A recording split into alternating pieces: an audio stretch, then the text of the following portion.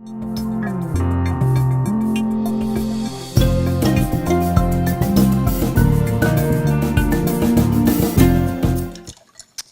I want to start with a question for all of you.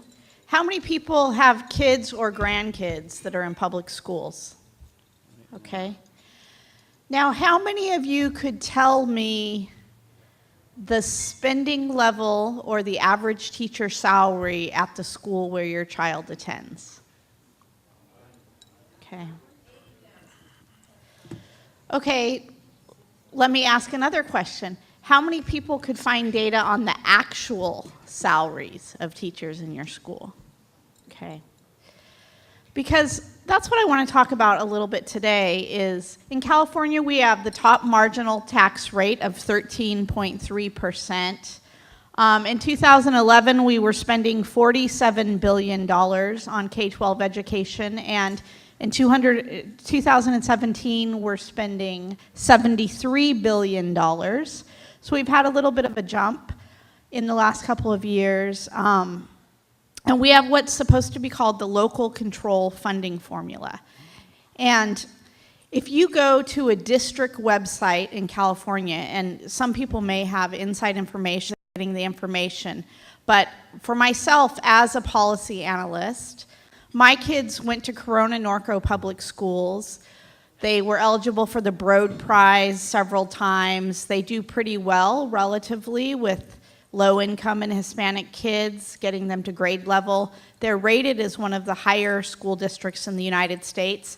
But as we know from Lance Azumi's older book, Not As Good As You Think, Santiago High School and Centennial High School, where my kids went to school, where property values at the time that he wrote his book were $500,000 plus in the community, less than 50% of 10th graders were doing math and reading in those schools at grade level. And they were blue ribbon schools in California. They were top-rated schools by the federal government where my kids went. And my kids were in AP classes. They had a fine experience. They were in gifted programs. They were good, acceptable schools. And my daughter was going to Claremont McKenna. My son is doing well in college. You know, they didn't have a terrible experience. I'm not testifying that the schools were horrible. But what I will say is that there's no link between where my kids went to school and how much money they spend, and there's no way to find that out. Because if I go to Corona Norco Unified School District and I look at the budget, all I will see is an average spending number for teachers for the entire district. So did you know that every single teacher in the district is making $82,000? That's kind of strange. And so that's what districts do, is they aggregate funding, and they'll often put every single instructional salary, every single administrative salary, and every single non-instructional salary into one line item budget category. So does Centennial or Santiago have more money? Is there any connection between the performance of the school and the spending of the district? Is there any connection between the performance of the teacher and the spending of the district? Of course not. It's all averaged. Now compare that to how Reason Foundation, where I work, does our financing. I just hosted a conference in Baltimore on school finance with 250 people, and we got a little carried away, and we spent about 40% more than that was in our budget. And so I have to account for that somewhere else.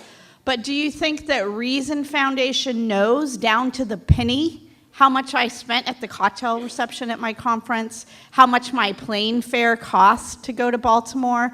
I have to be accountable for every single penny that I spend in my program. And in our personal lives, whether we're using QuickBooks or the Chase app to do our budget from our bank, or an Excel spreadsheet where we put out our personal finances, we granularly know down to the dollar at the building level, which is our house, how much we're spending on food, going out to dinner, our kids, clothing. Now, some people may not actually budget that. They may just spend all the money and then, you know, they are overdrawn and they need to put more money in the bank. I'm not saying that everybody in America is a super budgeter, but the tools are available in our personal lives and in industry where we know how much money is spent from place to place. And that's just not true in public school finance. Literally, you cannot find information that actually tells you anything. And here's why it's important in California. Because Governor Brown, a couple of years ago, came up with a new funding formula called the Local Control Funding Formula. And that actually gives extra money to districts like LA Unified that have high foster care, low income, English language learners. In fact, LA Unified, for example, gets about $1 billion extra for these disadvantaged kids. And LA Unified doesn't have to report out in actual dollars if they actually spend the $1 billion on the disadvantaged kids. Now, not getting into whether we should have a weighted student formula or not, but if the legislature has gone to all the trouble of raising taxes through Proposition 30, and that tax has been extended, right, through 2020, and we're spending billions of dollars more on school, and especially for disadvantaged kids, don't you think it would be a good idea to know whether we're actually spending it? So LA Unified has actually been sued by the ACLU and a bunch of other interest groups because it turns out that about $450 million of the extra money for low-income kids the last 2 years has gone to general staffing and has not gone to the low, and they've just hired more teachers, and they're not actually spending it on the low-income kids. UC Berkeley and Stanford just came out with a study that districts across California are doing this. So we're targeting money to low-income kids, and we're not actually spending that on them. And so that is one of the problems that we have. But then let me just touch on, because I know I only have a couple minutes left, a couple of other things. Our accountability system in California used to actually weight test scores and student achievement pretty high. Now we have about 10 different metrics and we have a dashboard, but it's very confusing and complicated, and it doesn't focus on what we care about, which is performance for students and whether they actually learn to read and do math. And so we're spending all this extra money, and we have a very non-accountable accountability system. I'll just say that.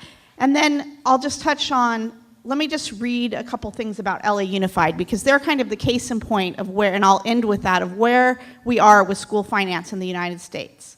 So LA Unified's recent audit says that the district has liabilities, $5 billion in liabilities that surpass their assets.